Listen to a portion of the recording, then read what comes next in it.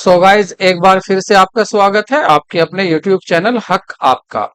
संकल्प सीरीज का डे 9 होगा और इसमें हम डिस्कस करेंगे ट्रायल बैलेंस तलपट। आई होप आपने जो अभी कल हुआ था आपका टेस्ट आपने वो जरूर दिया होगा, और यदि अभी तक आपने वो हमारा टेस्ट नहीं दिया हुआ है तो आप डे 8 की वीडियो है, और जो वीडियो स्पेशली बनी हुई है जिसपे नीतीश कुमार जी मुख्यमंत्री जी का फोटो भी है, उसके नीचे आपको डिस्क्रिप्शन में लिंक दिया हुआ है। आप उस लिंक पर जाइए और अपना एग्जाम दीजिए और अपने आप को मेजर कीजिए। देखिए कि आप कहाँ तक तैयारी कर चुके हैं और कितनी तैयारी की आपकी और जरूरत है। कौन से ऐसे टॉपिक हैं जिनको आपको ब्रश करने हैं, और कौन से ऐसे टॉपिक अभी आपके वो हैं जो बहुत अच्छे तरीके से आप तैयार करके खड़े हुए हैं। तो आपकी तैयारी को मेजर करने के लिए वो टेस्ट बनाया है, उस टेस्ट को आप जरूर दीजिए।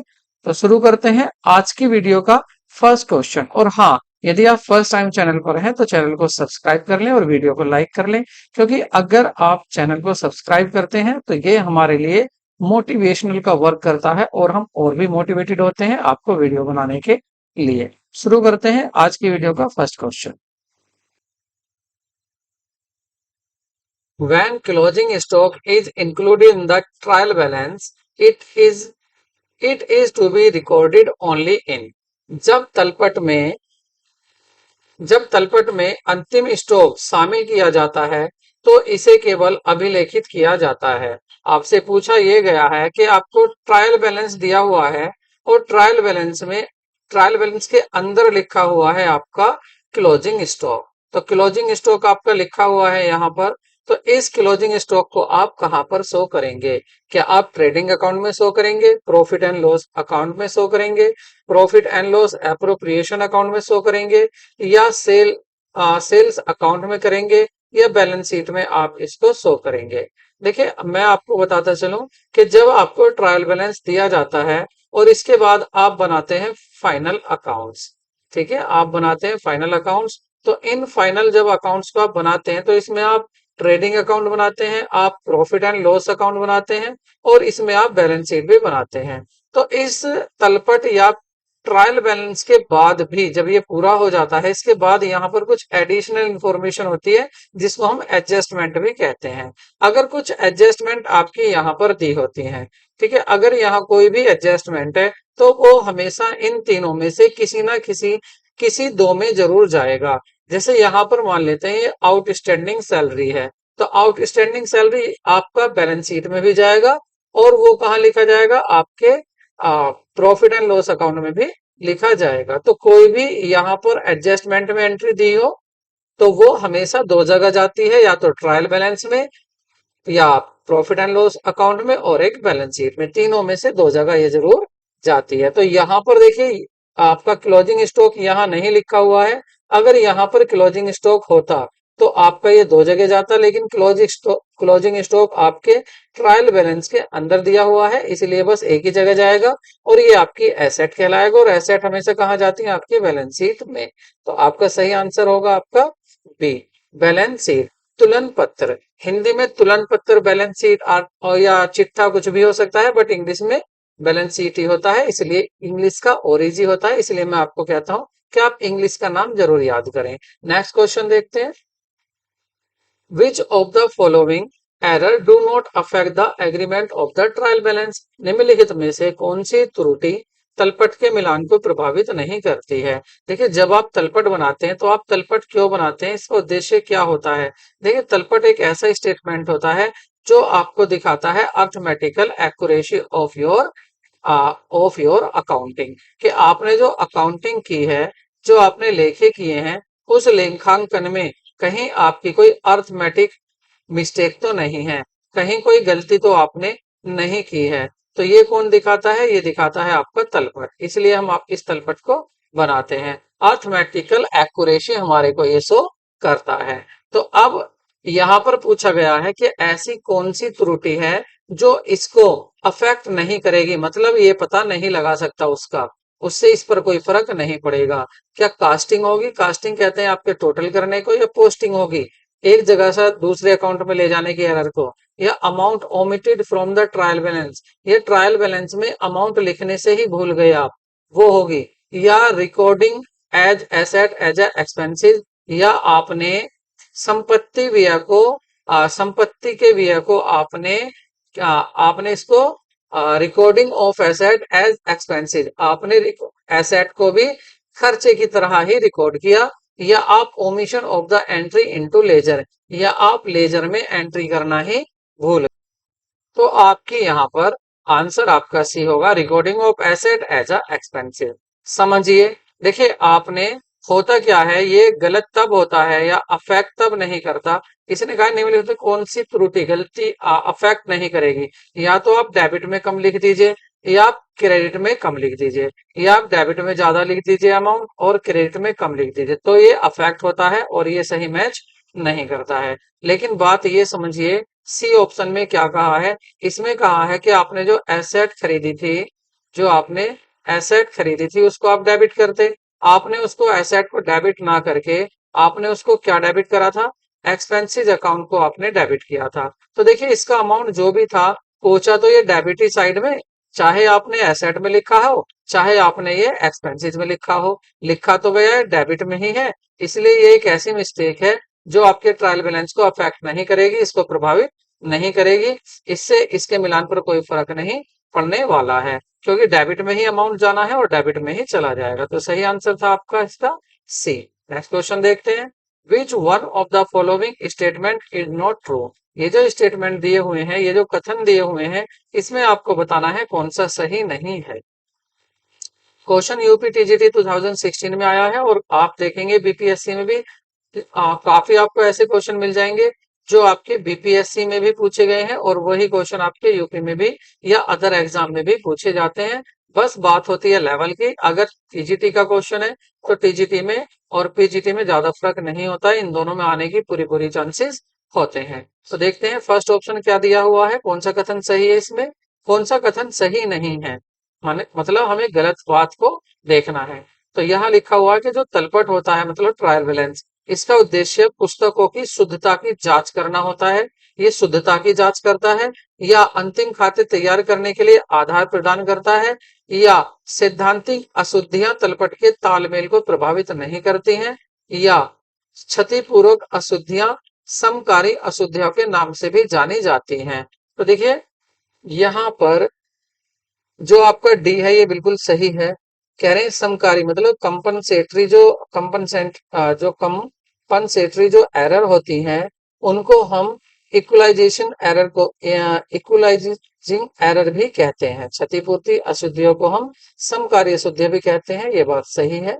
और दूसरा सैद्धांतिक जो अशुद्धियां होती हैं मतलब एरर ऑफ प्रिंसिपल, ये तलपट के तालमेल को प्रभावित नहीं करते हैं, ये बिल्कुल ठीक है। जैसे अभी हमने एसेट और एक्सपेंसेस का एग्जांपल दिया था, तो आपने जो कैपिटल एक्सपेंडिचर था उसको आप रेवेन्यू एक्सपेंडिचर मान रहे थे, तो इस तरह की एरर को हम एरर ऑफ प्रिंसिपल कहते हैं। तो ये एरर ऑफ आपकी प्रिंसिपल होती हैं और ये एरर ऐसी होती हैं जो आपके इसको प्रभावित नहीं करती हैं, ट्रायल बैलेंस को। ठीक है, तो ये भी बात सही है। और यहाँ कहा गया है कि ट्रायल बैलेंस क्या होता है, ये आधार प्रदान करता है किसके लिए, अंतिम खातों के लिए। मैंने अभी आपको फर्स्ट क्वेश्चन में दिखाया था कि ट्रायल बैलेंस से हम क्या बनाते हैं, ट्रायल बैलेंस के बाद क्या बनाया जाता है, इसके बाद फाइनल अकाउंट बनाए जाते हैं। तो ये बात भी सही है। अब फर्स्ट में कहा था कि जो इसका उद्देश्य होता है वो शुद्धता की जांच करना होता है, ये कुछ हद तक सही है, शुद्धता की जांच तो करना होता है, लेकिन यहाँ पर एक वर्ड और आता और वो होता गणितीय शुद्धता की। क्या होता है यहाँ पर, गणितीय शुद्धता की पहचान होता, गणितीय शुद्धता की पहचान करना। बस ये गणितीय शुद्धता मतलब अर्थमेटिकल एक्यूरेसी दिखाता है, ये नहीं बताता कि आपके अकाउंट 100% सही है, ये बस आपको ये बताता है कि हाँ आपके अकाउंट में अर्थमेटिकल एरर है या नहीं, गणितीय शुद्धि है या नहीं। तो आपका सही ऑप्शन यहाँ क्या होगा, ए। ये एक ऐसी एरर है जो ये एक ऐसी एरर है आपकी मतलब जो आपका तलपट है ये केवल आपकी शुद्धता दिखाता है, वो भी कौन सी, अर्थमेटिकली। यहाँ कहा गया था खाली शुद्धता दिखाता है, संपूर्ण शुद्धता नहीं दिखाता। नेक्स्ट क्वेश्चन देखते हैं, यहाँ पर आपसे कहा गया है कि which of the following is the phase of the preparing trial balance. निम्नलिखित में से तलपट तैयार करने के लिए आधार क्या होता है। तो तलपट जब आप तैयार करते हैं तो तलपट आप कहाँ से तैयार करते हैं? देखिए मैंने आपको बताया है, पहले होता है आपका ट्रांजैक्शन। पहले कोई ट्रांजैक्शन होता है, और ट्रांजैक्शन क्या होता है? कोई भी लेन देन। इस लेन देन के जो होते हैं, इसके कोई एविडेंस होते हैं, मतलब सपोर्टिंग वाउचर होते हैं। और सपोर्टिंग वाउचर की हेल्प से क्या बनाए जाते हैं? अकाउंटिंग वाउचर बनाए जाते हैं। अकाउंटिंग वाउचर तैयार किए जाते हैं। और अकाउंटिंग वाउचर के बाद आपके जर्नल तैयार किए जाते हैं। और जब जर्नल तैयार हो जाता है तो जर्नल की हेल्प से आप लेजर तैयार करते हैं। और लेजर में क्या होते हैं? काफी सारे अकाउंट्स होते हैं। लेजर में क्या होते हैं? बहुत सारे अकाउंट्स होते हैं। और इन अकाउंट से जो बैलेंस निकल कर आते हैं, तब बनता है आपका ट्रायल बैलेंस। ट्रायल बैलेंस के दो मेथड ट्रायल बैलेंस को के तीन मेथड होते हैं बनाने के। एक होता है आपका बैलेंसिंग मेथड, और एक होता है आपका टोटल मेथड, और एक होता है आपका balancing method without lifting total method. मतलब एक ऐसा मेथड होता है जिसमें आपके बैलेंस आ रहे हैं अकाउंट में, वो आते हैं। जैसे आपने कोई अकाउंट बनाया, कोई आपने अकाउंट बनाया, टी शेप अकाउंट बना लिया। दो ये साइड है, डेबिट है और ये क्रेडिट साइड है, ठीक है। ये आपका अमाउंट है, और आपका ये पर्टिकुलर है, ये आपका अमाउंट है। ये पर्टिकुलर है और ये आपका अमाउंट है। इस तरह से आपने कोई अपना अकाउंट बनाया है, और इस अकाउंट में जो भी बैलेंस आएगा वो कहाँ पर ट्रांसफर करेंगे आप? यहाँ पर। मान लेते हैं ये कैश अकाउंट है, और कैश अकाउंट का जो भी बैलेंस आएगा वैसे हमेशा डेबिट ही आएगा। आप उसको यहाँ लिखेंगे, कैश अकाउंट। Cash account. और ये आपकी दो साइड होती है, डेबिट और क्रेडिट। ये क्या है? आपका ट्रायल बैलेंस। Trial balance. तो इस ट्रायल बैलेंस को बनाने के लिए जिस साइड का भी बैलेंस होता है आप इसमें लिख देते हैं। जैसे कैश का अकाउंट हमेशा डेबिट होता है तो यहाँ लिख देंगे। कैपिटल का अकाउंट जो होता है हमेशा वो क्रेडिट होता है तो यहाँ पर लिख देंगे। और लिखने के बाद हम इसको देखते हैं क्या दोनों साइड इक्वल आ रही हैं। अगर दोनों साइड इक्वल आ रही हैं तो आपकी जो आपने अकाउंटिंग की है उसमें कोई भी अर्थमेटिकल एरर नहीं है, अंक गणित अशुद्धता उसमें नहीं है। और यदि ये दोनों साइड आपकी इक्वल आ जाती हैं तो कोई गलती नहीं है। और अगर ये इक्वल नहीं आती हैं, कमियां ज्यादा आती हैं ट्रायल बैलेंस की साइड, तो आप समझ जाइए कि कहीं ना कहीं आप गलती करके आए हैं अपने अकाउंट्स में, आपसे कहीं ना कहीं गलती हो गई है। तो ये जो कहाँ से बनता है? ये बनता है आपके लेजर से। लेजर की हेल्प से क्या बनता है? आपका ट्रायल बैलेंस बनता है। तो यहाँ यही क्वेश्चन पूछा था कि तलपट जो होता है आपका ट्रायल बैलेंस, ये किसके आधार पर बनता है? तो ये लेजर के, या लेजर अकाउंट्स के, या खाता बही के, या खाता बही के आपके आधार पर बनाया जाता है। नेक्स्ट क्वेश्चन देखते हैं। निम्नलिखित में से कौन सा कथन सही नहीं है? तो आपको वो कथन बताना है जो सही नहीं है। चालू वर्ष में ही लाभ प्राप्त करने के आशय से किया जाने वाला व्यय आयगत व्यय होता है। ये बिल्कुल बात सही है। आपका क्या राय? और इसने पूछा था सही नहीं है। कह रहे हैं ख्याति प्राप्त करने हेतु प्रदत्त की जाने वाली राशि पूंजीगत व्यय होती है। ये भी ठीक है आपकी। और यहाँ पर कह रहा है कि किसी मशीन के स्थापन हेतु प्रदत्त वेतन को सामान्य वेतन खाते के नाम डेबिट किया जाता है। तो ये आपका गलत है, ये बात आपकी गलत है। आगे देखते हैं। आयगत व्यय का उद्देश्य revenue expenditure is not indeed to benefit future profit. तो इनका जो फ्यूचर प्रॉफिट देना नहीं होता है। आयगत व्यय का उद्देश्य है भविष्य में लाभ देना नहीं होता है। ये आप यहाँ आगे लिख लेना। ऐसा हिंदी में होगा कि भविष्य में लाभ देना होना नहीं होता है। तो ये भी बात सही है कि केवल बस सी एक ऐसी बात कही गई है जो सी बात आपकी गलत है। अब मैं आपको बताता हूँ। देखिए आयगत की बात हुई थी, यहाँ रेवेन्यू एक्सपेंसेस की बात हुई थी। ये ऐसे एक्सपेंसेस होते हैं जो आपको एक अकाउंटिंग पीरियड में बेनिफिट देते हैं। प्रॉफिट को मतलब ये किए जाते हैं किसी एक पर्टिकुलर ईयर के लिए, ताकि उसका प्रॉफिट बढ़ जाए। तो ये होते हैं आयगत व्यय। और ये जो आपकी पूंजीगत व्यय होते हैं, ये ऐसे व्यय होते हैं जो बिजनेस की कैपेसिटी को बिल्डअप करने के लिए, कैपेसिटी बढ़ाने के लिए ये किए जाते हैं। और इनका बेनिफिट कई कई साल तक मिलता है, जैसे मशीन, फर्नीचर, फिक्स एसेट को खरीदना। तो ये होता है आपका पूंजीगत व्यय, कोई भी फिक्स एसेट खरीदना। और उसके बाद कह रहा है आपका स्थापना व्यय। स्थापना व्यय क्या होते हैं आपके? तो साथ में यहाँ पर अगर किसी मशीन की स्थापना हेतु एक बात ये भी है कि अगर आपने कोई मशीन खरीदी है, तो मैंने कहा जब आप फिक्स एसेट खरीदते हैं कोई भी, तो उसका जो एक्सपेंसेस होता है वो आपका कैपिटल एक्सपेंसेस होता है। ये बात बिल्कुल सही है। उसके साथ यदि आप मान लेते हैं मशीन लाए तो वो आपकी फिक्स एसेट है, और उस मशीन को लाने में अभी आपने शुरू नहीं की है मशीन, अभी उसको आप लेकर आए हैं, उसको लाने में खर्चा हुआ है, उसको लगाने में, स्थापित करने में, उसको जब तक वो चालू नहीं हो जाती, जब तक आपने जितना भी खर्चा किया है वो सब मशीन अकाउंट में ही इंक्लूड होगा। मतलब वो सभी वेजेज हो या आपका वो उसको लाने का फ्रेट हो, सभी किसमें इंक्लूड होना है, वो मशीन अकाउंट में ही जाना है, और ये होगा आपका कैपिटल अकाउंट। और जबकि यहाँ पर जो उसका वेतन दिया गया था उसको लगाने का, उसको कह रहा था कि डेबिट कर दिया कहाँ पर, वेतन खाते में, तो ये गलत था, ये कहाँ आना था, ये आपका मशीन अकाउंट में ही जाना था। तो इसने गलती ऑप्शन पूछा था, और गलत ऑप्शन क्या है आपका सी। नेक्स्ट क्वेश्चन देखते हैं। निम्न में से कौन सा अशुद्धि तलपट के मिलान को बाधक नहीं होती है? मतलब इनमें से ऐसी कौन सी गलती है जो जो तलपट को प्रभावित नहीं करेगी, मतलब आपके ट्रायल बैलेंस को प्रभावित नहीं करेगी, नहीं करेगी, ट्रायल बैलेंस मैच हो जाएगा। तो फर्स्ट देखते हैं, कह रहे writing on the wrong side of the account, खाते को गलत पक्ष में लिखना। आपने खाते को गलत पक्ष में लिख दिया, तो जब आपने गलत पक्ष में लिख दिया, माना लिखना तो था डेबिट में, और आपने लिख दिया कहाँ, आपने लिख दिया क्रेडिट में, तो इसका तो मतलब अब आपका डेबिट कम हो गया, क्रेडिट ज्यादा हो गया। और बस हम ट्रायल बैलेंस में यही तो देखते हैं कि डेबिट और क्रेडिट बराबर आना चाहिए, तो यहाँ पर तो जब आपने क्रेडिट में लिख दिया तो क्रेडिट ज्यादा हो जाएगा। तो ये तो जो ऐसी गलती है ये उस पर असर डालेगी, उसको बाधक करेगी मिलान करने में। ठीक है, तो ये तो बाधक करेगी। ठीक है, नेक्स्ट देखते हैं। उसके बाद कह रहा है खातों के गलत योग लगाना। आपने खातों का गलत योग लगा दिया, डेबिट साइड आपने कम बता दी है या क्रेडिट साइड आपने कम बता दी है, तो इसमें भी क्या होगा, ट्रायल बैलेंस मैच नहीं करेगा, मतलब उसमें बाधा आएगी उसको मिलान करने में। तो ये भी बात सही है, बाधा आएगी ही।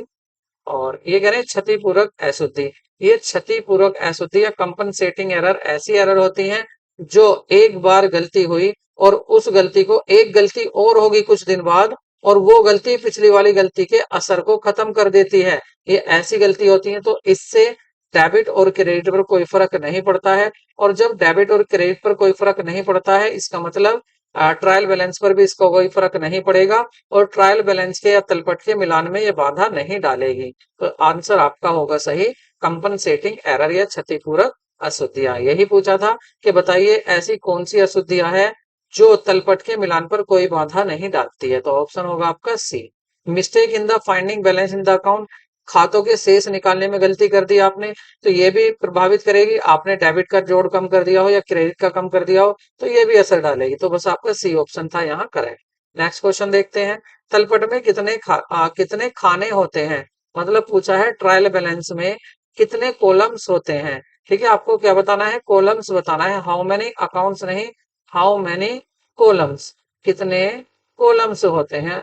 तो कॉलम्स आपको बताने हैं खाने, कॉलम्स खाने। तो ट्रायल बैलेंस कैसे बनाया जाता है मैं आपको बता देता हूं दोबारा।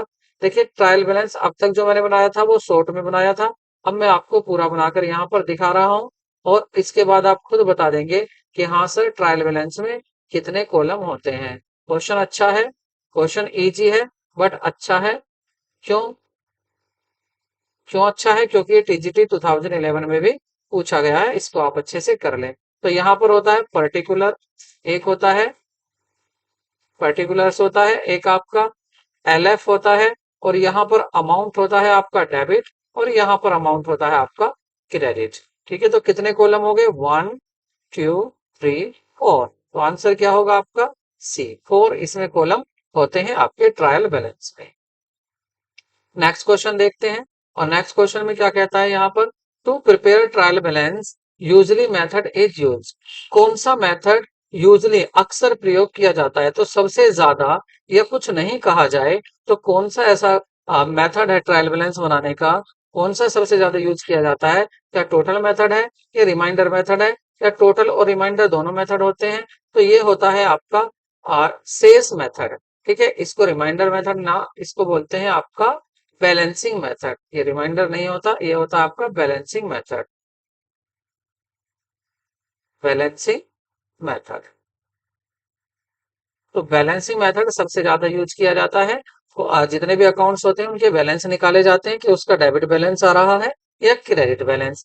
क्रेडिट बैलेंस होता है तो वो क्रेडिट साइड में लिख देते हैं ट्रायल बैलेंस की, और डेबिट बैलेंस होता है तो वो डेबिट साइड में लिख दिया जाता है। तो सही ऑप्शन क्या था आपका? बी। नेक्स्ट क्वेश्चन देखते हैं।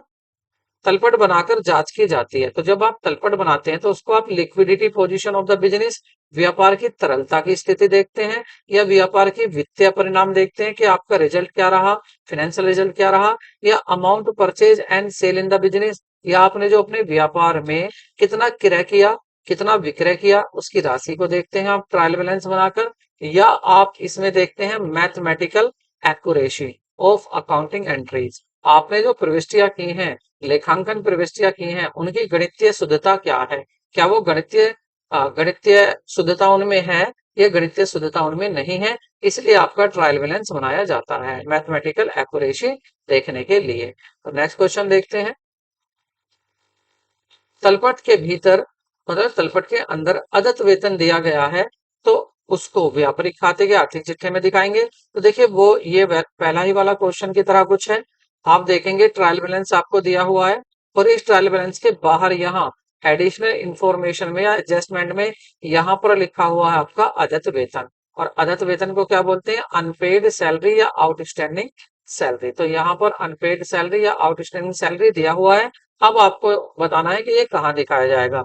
अब जब ये यहाँ पर दिया हुआ है, यहाँ नहीं, भीतर, भीतर मतलब अंदर, in the trial balance, sorry यहाँ नहीं, ये यहाँ नहीं दिया हुआ है, ये ट्रायल बैलेंस के अंदर दिया हुआ है, ये लिखा हुआ है अंदर, यहाँ पर, यहाँ लिखा हुआ है आपका आउटस्टैंडिंग सैलरी, यहाँ पर दिया हुआ है। तो अब ये एडजस्टमेंट में नहीं है, और जो एडजस्टमेंट में नहीं होता वो केवल एक जगह दिखाया जाता है। आउटस्टैंडिंग सैलरी लाइबिलिटी है, और आपको ये वापस करनी पड़ेगी, आपको बिजनेस को ये वापस देनी पड़ेगी। इसलिए जब ये लाइबिलिटी है तो ये लाइबिलिटी में दिखाया जाएगा, और लाइबिलिटी कहाँ होती है? आपकी बैलेंस शीट में। तो बैलेंस शीट में लाइबिलिटी साइड में इसको हम दिखाएंगे, तो ये रहा liability side of the balance sheet, option C. क्या और भी था ऐसा आंसर? नहीं, प्रॉफिट एंड लॉस नहीं है, ट्रेडिंग अकाउंट नहीं है, एसेट साइड भी नहीं है, option C is right. So next question देखते हैं। नेक्स्ट क्वेश्चन में आपसे कहा गया है, मतलब आपको दिया गया है, निम्नलिखित गलतियों में से कौन सी गलती तलपट को प्रभावित नहीं करती है? आपको बताना है कौन सी मिस्टेक है जो अफेक्ट नहीं करती है ट्रायल बैलेंस को। क्या 5,000 का नगद माल खरीदा और क्रय खाते के स्थान पर खर्च खाते में दिखा दिया? अब आप देखिए, परचेज अकाउंट को आप क्या करते हैं? परचेज अकाउंट को आप डेबिट करते हैं। आपने परचेज अकाउंट को ना लिखकर आपने क्या दिखा दिया? आपने इसको एक्सपेंसेज अकाउंट दिखा दिया। तो कोई फर्क नहीं, दोनों ही क्या होते हैं? डेबिट होते हैं, और डेबिट साइड में ही अमाउंट जाएगा।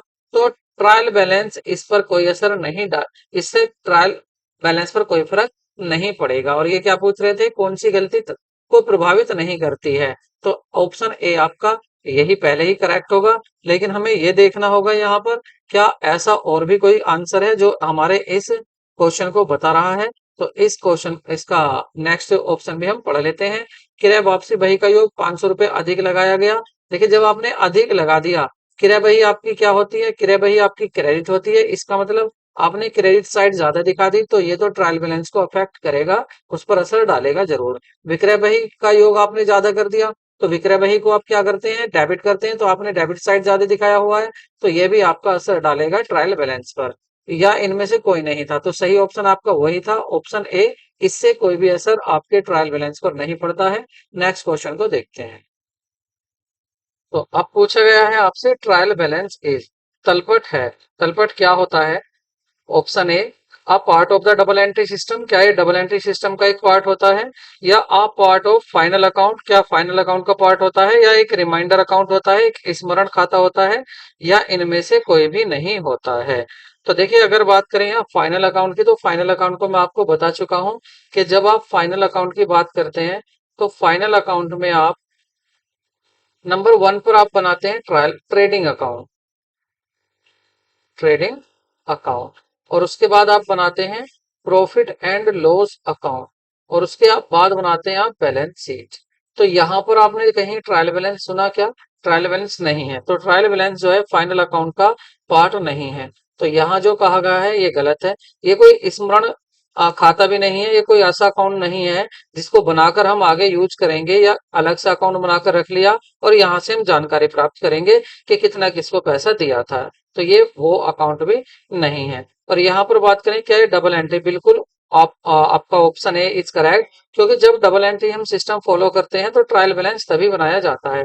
अगर हम डबल एंट्री सिस्टम नहीं बना रहे, सिंगल एंट्री सिस्टम बना रहे हैं, एक इक्यारी लेखा प्रणाली को हम यूज कर रहे हैं, तो वहां पर ट्रायल बैलेंस नहीं बनाया जाता है। और आपसे एक डिफरेंस भी पूछा जाता है कि दोहरा लेखा प्रणाली मतलब डबल एंट्री सिस्टम और सिंगल एंट्री सिस्टम में डिफरेंस क्या होता है। तो एक आप ये भी यूज कर सकते हैं कि जो ट्रायल डबल एंट्री सिस्टम है वहां पर ट्रायल बैलेंस बनाया जाता है, लेकिन सिंगल एंट्री सिस्टम में ट्रायल बैलेंस नहीं बनाया जाता है। तो ये भी आप याद कर सकते हैं। सही ऑप्शन आपका ए था। नेक्स्ट क्वेश्चन की तरफ चलते हैं। Which of the following items so in the trial balance will be debited the trading account? कह रहे हैं which of the following in the trial balance में will be debited the trading account? कौन सा आइटम है जो आपका कहाँ दिखाया गया है? आपका ट्रायल बैलेंस के अंदर दिखाया गया है, ट्रायल बैलेंस में, और वो फिर ट्रायल बैलेंस से कहाँ दिखाया जाएगा? वो आपका ट्रेडिंग अकाउंट में दिखाया जाना है। तो अब आप यहां से देखेंगे ऐसा कौन सा आइटम है जो ट्रायल बैलेंस से कहा जाएगा? ट्रेडिंग अकाउंट में। तो आपको ट्रेडिंग अकाउंट वैसे पता होगा, ट्रेडिंग अकाउंट में क्या करते हैं हम। इसकी दो साइड होती है, एक होती है आपकी डेबिट साइड और एक होती है आपकी क्रेडिट साइड। डेबिट साइड में हम डायरेक्ट एक्सपेंसेस लिखते हैं, जितने भी हमारे डायरेक्ट एक्सपेंसेस होते हैं, ठीक है, जैसे आपकी वेजेस है, आपकी ओपनिंग स्टॉक है, परचेज है, ये सब कहां पर लिखा जाता है? डेबिट में। और क्रेडिट में लिखा जाता है आपका सेल वगैरह, जो आपकी रेवेन्यू है। इसके बाद आपका प्रॉफिट एंड लॉस अकाउंट बनता है, और प्रॉफिट एंड लॉस अकाउंट में आपका जो बनाया जाता है, इधर डेबिट होता है और इधर क्रेडिट होता है। इधर डेबिट साइड में आप आपके एक्सपेंसेस आते हैं, और कौन से एक्सपेंसेस? जो इनडायरेक्ट एक्सपेंसेस होते हैं।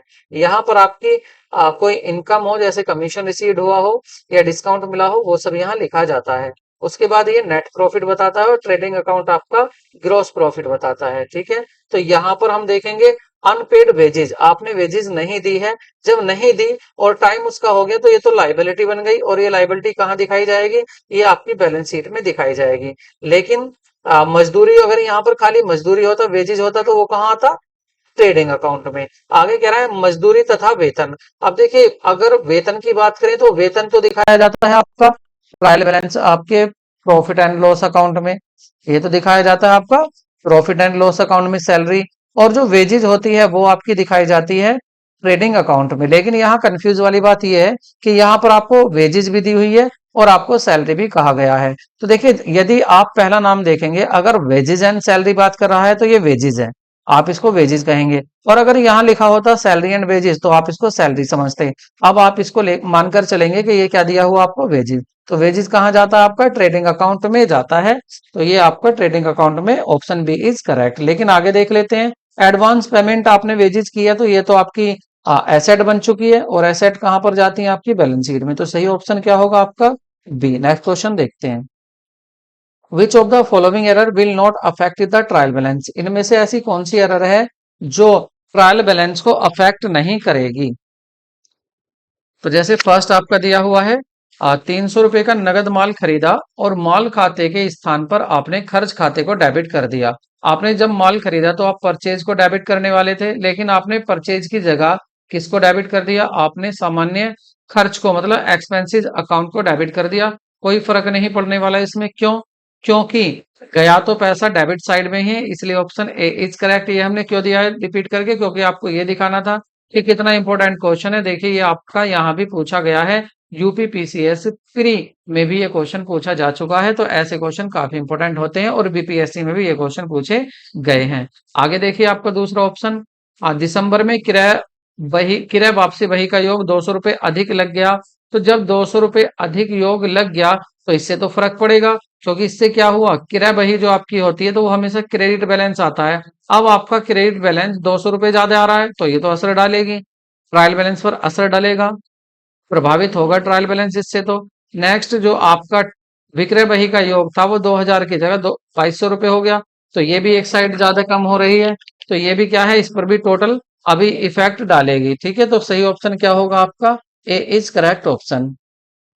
यहाँ पर आपसे पूछा गया है कि इसमें से ऐसी कौन सी त्रुटि है जो तलपट से ज्ञात नहीं की जा सकती है।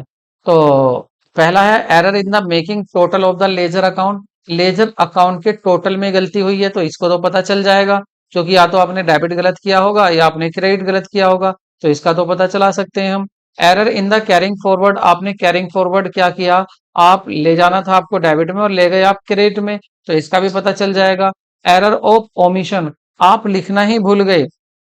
आपने क्या किया, आप लिखना ही भूल गए, आपने लिखा ही नहीं है इसको। मतलब जो आपको एंट्री करनी थी, आप उस एंट्री को नहीं की आपने, और जब आपने वो एंट्री नहीं की तो ये आपकी इस पर फर्क इसका नहीं पड़ने वाला है।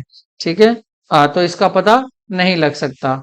ठीक है, तो ये ऐसी होगी जैसे आपकी बात करें यहाँ पर कि कोई एंट्री करनी थी, एरर ऑफ ओमिशन पोस्टिंग, आपने पोस्टिंग ही नहीं की अकाउंट में, कोई एंट्री ही नहीं पास की, तो जब एंट्री पास नहीं की तो ना उसका डेबिट इफेक्ट पड़ा ना उसका क्रेडिट पर इफेक्ट पड़ा। तो ऐसी गलती आपकी ट्रायल बैलेंस को प्रभावित नहीं करती और ना ही ट्रायल बैलेंस इनको पकड़ सकता है, तो ये सी आपका ऑप्शन करेक्ट होगा।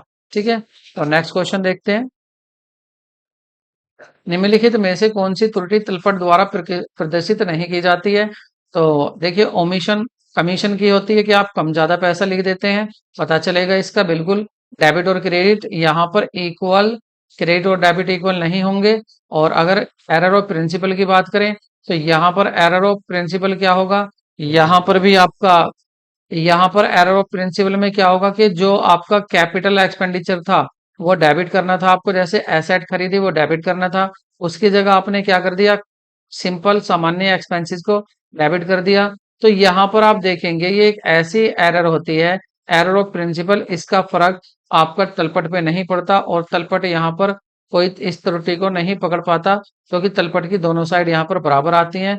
एसेट भी डेबिट में जानी थी और एक्सपेंसेस भी डेबिट में जाना था, तो सही ऑप्शन होगा आपका बी। और फाइंडिंग बैलेंस, अगर आपने बैलेंस में त्रुटि की है तो उसको भी पकड़ में आ जाएगी, लेकिन ये एक ऐसी एरर है जो एरर, इस एरर को आपका ट्रायल बैलेंस नहीं बता सकता। और क्वेश्चन कितना इंपॉर्टेंट है ये आपके सामने लिखा हुआ है।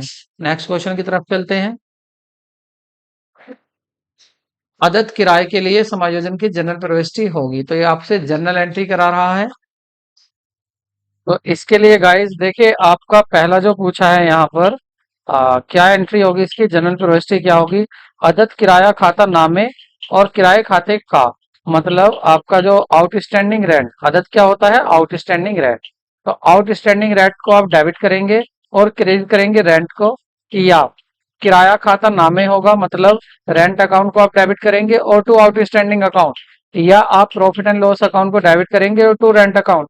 देखिए, जब आपको पता चला कि आउटस्टैंडिंग हो चुका है रेंट, तो उस समय पर जो आपने एंट्री पास की होगी, तब आपने पास की होगी कि rent account debit, rent account क्या हो गया है, आपका डेबिट हो गया है।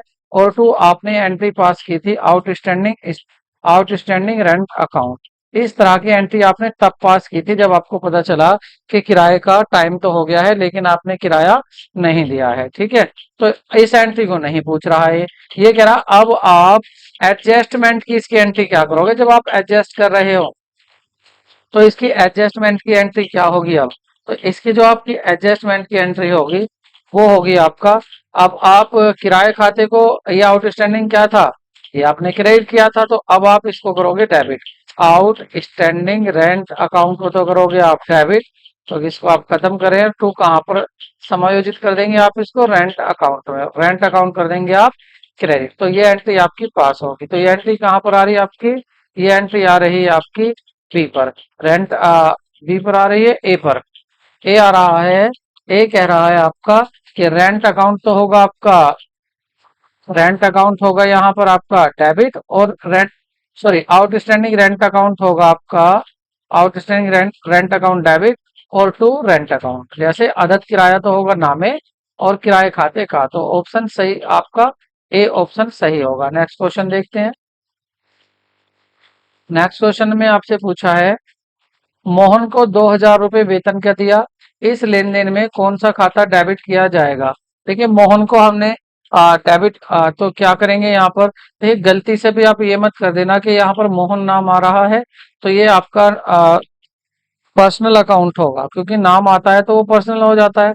तो गलती होने की संभावना ये होती है कि हम कर देते हैं मोहन को पाने वाला समझ लेते हैं और हम इसकी एंट्री बना देते हैं कि मोहन डेबिट होगा और टू कैश दिया है तो टू कैश होगा, या आप इसको कह देते हैं टू क्या दिया है उसको, मोहन को वेतन दिया, या टू सैलरी अकाउंट होगा। तो ये एंट्री आपकी गलत हो जाती है। आपको ऐसा नहीं करना है। देखिए सैलरी दी हो, आप ये बात देखिए, अगर हो यहाँ पर हो सैलरी पेड, सैलरी पेड, एक तो ये एंट्री लेन देन हो सकता है और इसी के साथ salary paid to Mohan, salary paid to Mohan, ये दोनों एंट्री सेम है, इक्वल है, और यहाँ पर दोनों कंडीशन में ही जर्नल एंट्री एक ही पास होती है। मोहन को सैलरी दी हो, सोहन को दी हो, किसी को भी दी हो, या खाली सैलरी दी हो तो उसकी एंट्री हम बनाते हैं। सैलरी हमारा एक्सपेंसेस है और जब हमारा एक्सपेंस होता है तो हम उसको क्या करते हैं, डेबिट करते हैं। तो सैलरी अकाउंट को कर देंगे हम डेबिट, और क्या जा रहा है, हमारा कैश जा रहा है, तो कैश को कर देंगे हम क्रेडिट, कैश अकाउंट। ठीक है, ये एंट्री आपके पास हो जाएगी।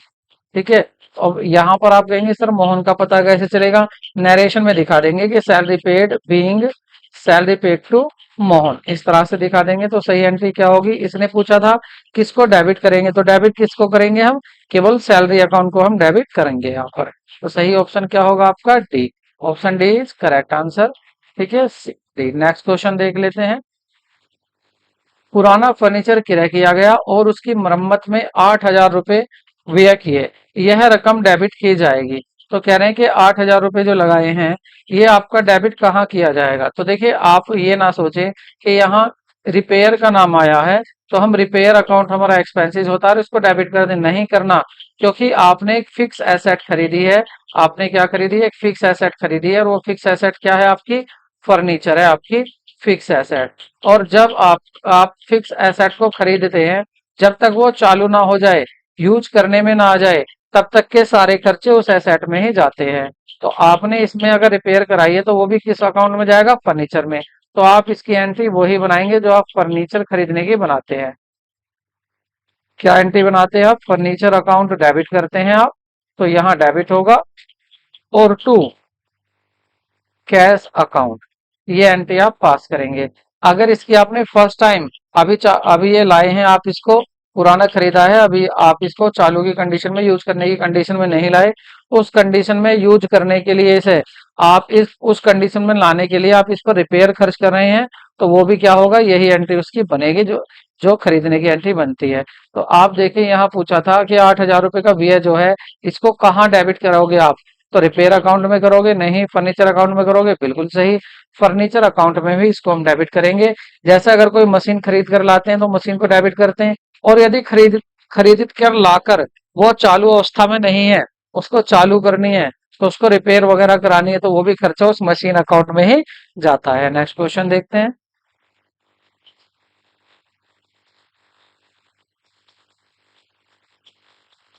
और नेक्स्ट क्वेश्चन कहा गया है, एक मशीन को किराए एक मशीन के किराए पर 700 रुपये ढुलाई भाड़ा दिया तथा जो ढुलाई भाड़ा खाते में 1,700 रुपये का पोस्ट किया गया।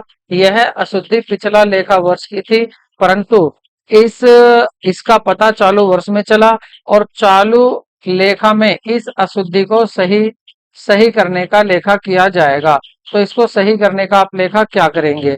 देखिए ये आपकी इसका जो सही, पहले मैं बता दूं आपको कि सही मतलब इसका आंसर क्या होगा। तो इसका सही आंसर होगा आपका बी, सही आंसर होगा आपका बी, करेक्ट आंसर होगा।